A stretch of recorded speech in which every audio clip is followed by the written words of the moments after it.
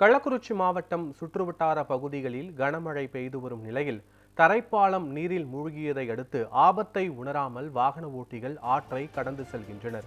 இது தொடர்பான விவரங்களோடு எமது செய்தியாளர் கார்த்திக் இணைந்திருக்கிறார். கார்த்திக், இந்த ஆற்று பாலத்தை கடப்பதற்கு பாதுகாப்பு ஏற்பாடுகள் அதிகாரிகள் தரப்பில் செய்யவில்லையா? தற்போதைய நிலை என்ன?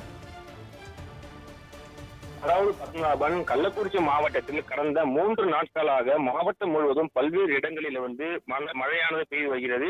ஒரு சில நாட்களில் கனமழையாகவும் பெய்து வருகிறது. இதன் காரணங்களால் கள்ளக்குறிச்சி மாவட்டத்தில் இருக்கக்கூடிய கள்ளக்குறிச்சி, சின்னசேலம், கல்வராயன்மலை உள்ளிட்ட பல்வேறு பகுதிகளில் இருக்கக்கூடிய ஆறுகள், நீரோடைகள் அதிகப்படியான நீரானது வந்து கொண்டிருக்கிறது.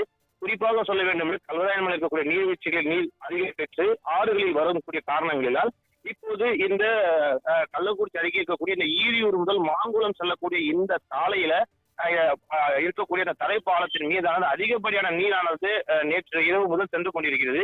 இதன் காரணமாக அந்த கரையில் வசிக்கக்கூடிய கும்பக்காடு என்று சொல்லக்கூடிய கும்பக்கோட்டை என்று சொல்லக்கூடிய பகுதியை சார்ந்த 100க்கும் மேற்பட்ட பொதுமக்கள் அந்த ஆற்றை கடக்க முடியாமல் ஆபத்தையும் உணராமல் அவர்கள் இருசக்கர வாகனத்தில் தங்களுடைய அத்தியாவசிய தேவைகளுக்காக கடந்து செல்லக்கூடிய காட்சிகள் வெளியாகி இருக்கிறது. அவர்கள் ஆற்றில் இடுப்பளவில் தண்ணீர் இருந்தும் அடித்து செல்லக்கூடிய நிலையிலும் அந்த இருசக்கர வாகனம் தள்ளி கொண்டு சென்று கொண்டிருக்கிறார்கள். அவர்கள் பல ஆண்டுகளாக தங்களுக்கு உயர்மட்ட பாலம் வேண்டும் என கோரிக்கை வைத்திருந்தோம். மாவட்ட நிர்வாகமும் சம்பந்தப்பட்ட அரசும் இதுக்கான நடவடிக்கை எடுக்கவில்லை என்று குற்றம் சாட்டி வைக்கிறார்கள்.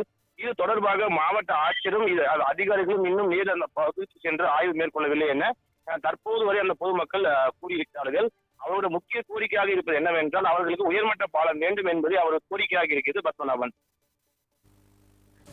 முழுமையான விவரங்களுக்கு நன்றி கார்த்திக்.